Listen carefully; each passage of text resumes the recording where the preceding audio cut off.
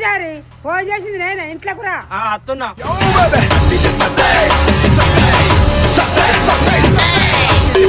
పంతులు గారు నా కొడుకుది నా కోడది పెళ్లి పెట్టుకున్నాం, మంచి రోజులు చూసి చెప్పు.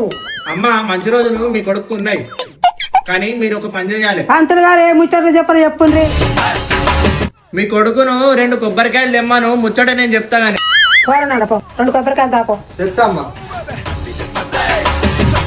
అమ్మా నువ్వు ఇంట్లోకి వెళ్ళి దేవునికి 2 దీపాలు ముట్టిపో. ఓ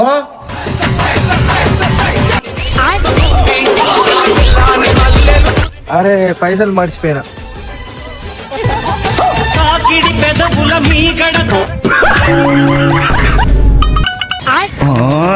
అమ్మా పూజారి లంగబాడుగా ఉన్నాడే. లంగ పడుకొని కూర్చిపారేరా కూర్చిపారే.